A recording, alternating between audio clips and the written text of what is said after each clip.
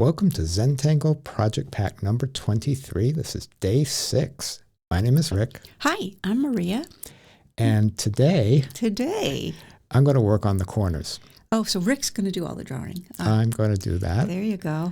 And these are the tools I'm using, the 05, the 01. And I'm just really appreciating this beautiful evolving composition and how wonderful everybody's contribution to it is. It's been really nice working larger.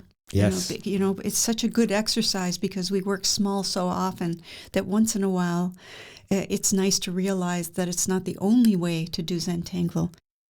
So if you ever are in the mood, you can go big. Right? Yes.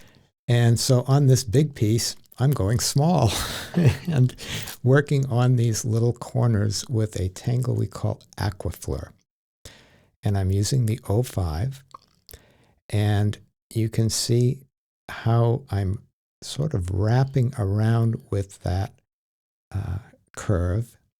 And it sort of makes it look like it's going to the back, right? So like It's a ribbon, a twisted ribbon that's going to the back, but it's got some girth to it as it goes around, right?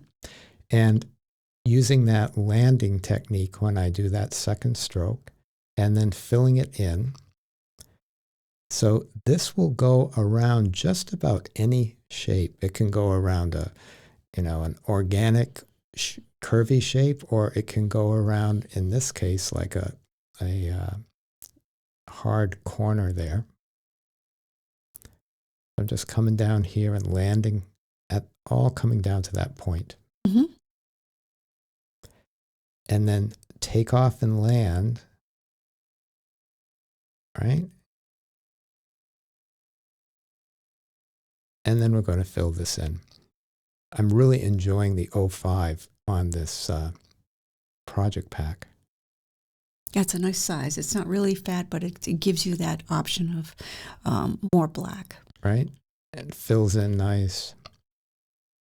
And it has the ability to adjust the pressure even more. You can like push on it a little bit more. Aquaflor, didn't we do that when we were on the beach? I think so. Yeah. Sitting on the beach and seeing shells or leaves, or I can't remember what it was. And it seemed like such a duh at the time. Why didn't we ever do this before? So check out like how I'm starting to reverse those curves, and just instead of doing the arc, it's now turning almost into an S shape, or a reverse S shape there. Again, connecting the tops and then filling it in. And it has this really nice organic shape to it. And just use that same technique of like leaving a gap between each one. See how that like curves back around and just comes back in there. And you can make these as big as you want or as small as you want, and you can just play around with the, you might do like a thick one and a thin one, back and forth. And each time you do it, it comes out a little bit differently. And so now I'm thinking like, oh, what do I want to put in here? I just decided, well, I'm not going to put in another one.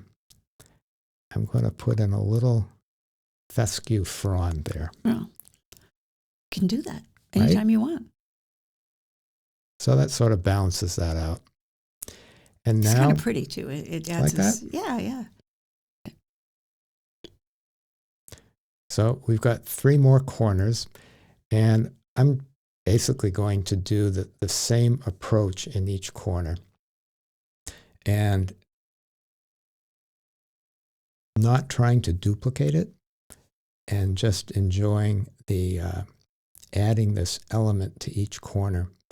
So we have a old frame that somebody gave us from a art gallery, And it had these little, what would you call them, babe? Like rosettes in the corners. Oh, yeah.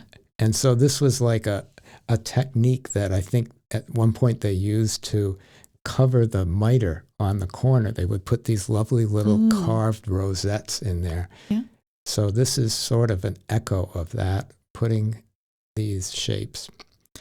Now you can see the reason that I did this one this way is that I did all of the lines all at once, and then I will go back in and fill them in with ink. So this is just another option of how you can do it. Sometimes I like the idea of filling them in as I go along because it gives you a sense, or gives me a sense of, what the light and dark looks like. So you want to remember to, if you're right-handed, you want to work from the right to the left because you don't want your hand on the black. Right. So you work away from it, right? And it gives it time to dry. So there are those two, a little similar, a little different. But I like the idea that they're different enough to be organic. Yes. So it's not like a stamp, a rubber stamp, right. A mold. Yeah, it's like if you go out and you pick up a maple leaf, and then you pick up another maple leaf. They're not the same, but you can tell they're maple leaves. Right.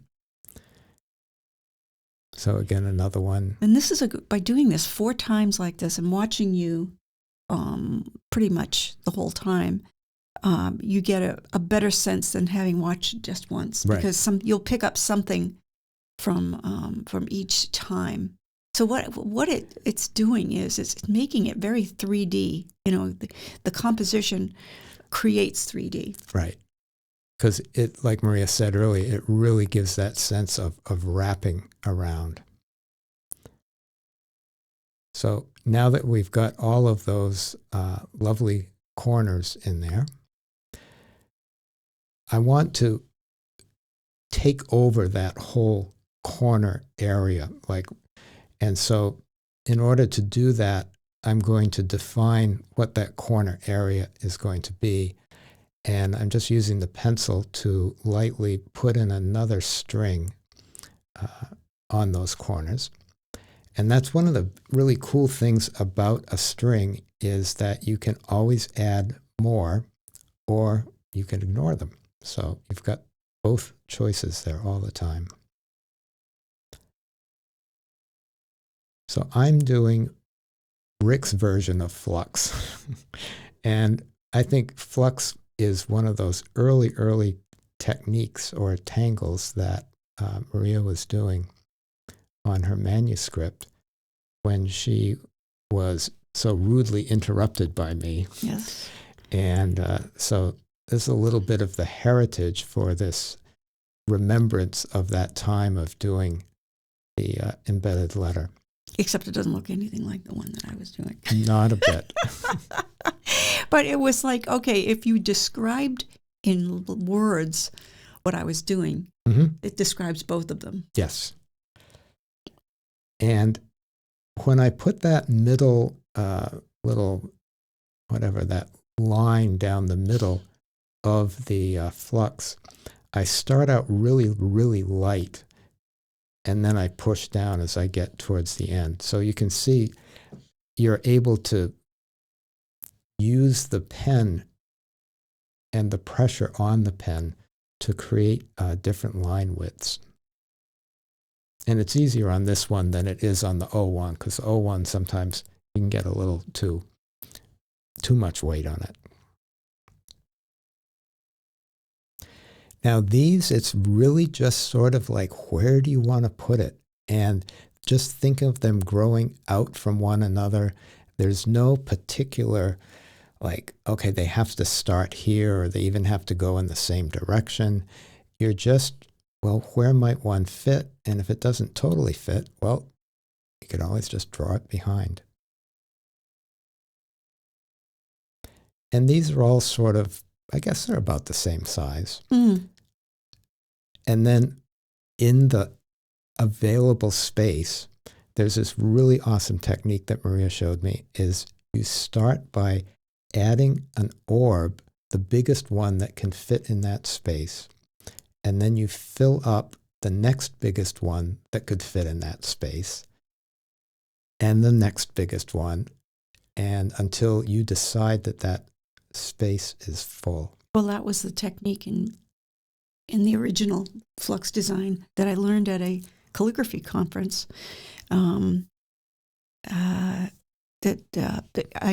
It was one of my first patterns, and it was very exciting.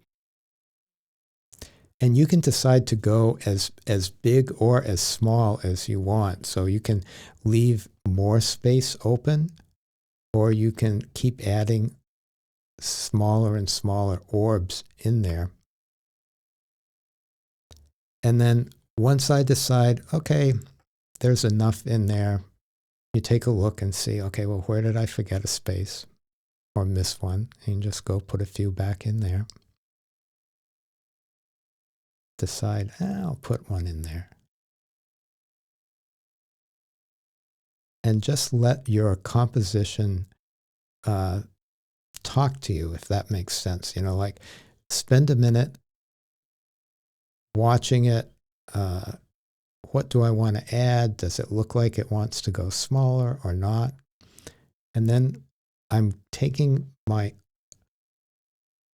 pen and going back and filling in all those little interstices. That's our fancy word for the gaps between things. And all of a sudden, this is like pushing that in and making it pop. So you can see he's drawing right through the black Aquaflor, because it doesn't really matter if there's a line going through there. So, and that's sort of like I do that in in drawing behind. You literally drawing behind there. Okay, so that's the approach. And in this, on the outside, I'm just doing it like with rounding instead of just filling it in. See, just like a little scoop there, just a little texture. And you'll have fun going around and just finding the places to fill in. And then once that is done, I go in and start the shading by loading up quite a bit of graphite right at the base of those leaf-like shapes. And then with what we call our magic wand, just inviting that into the leaf and bringing it up, maybe putting a little low light or a little accent on one of the corners. And then with the graphite that's left on the tortillon, I'm just sort of pushing back those orbs into the background. So it's sort of like the leaves are just bouncing out and jumping out, and sort of like on springs, and having a great time. So that's my finished approach to each of these corners. Just doing that little bit of shading all around. Again, loading up the graphite at the base, pulling it out.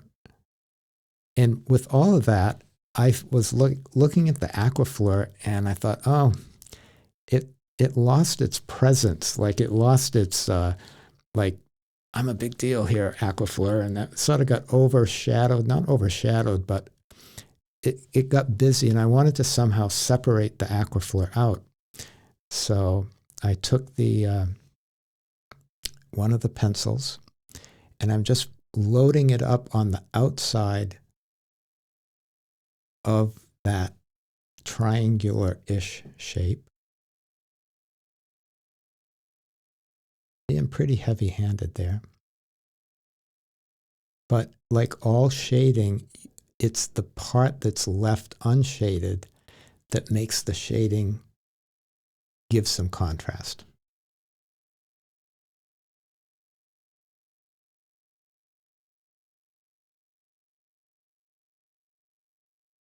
And now it's big enough that like turning your tile is it's actually a little bit of a puzzle here in the studio because we have to turn it around the camera. Around the base. camera, and there's no play. Well, there's things set up that prevents it from doing that. Yeah. So if it's seems a little awkward when we're moving this, it's like we don't want to bump the camera stand and all those other things. So again, I'm just pulling that in towards the center and making sure it's almost glowing, right? Mm-hmm. That worked out good. So now the Aquaflor is restored to its its happy place there. Its gloriousness, yes. And so there we have our corners. And it's starting to fit in with all of these other wonderful things and setting the stage for what comes next. Oh, I can't wait to see it. So we will see you on day 7 for our next step in this lovely, lovely composition. See you later. Bye. Bye now.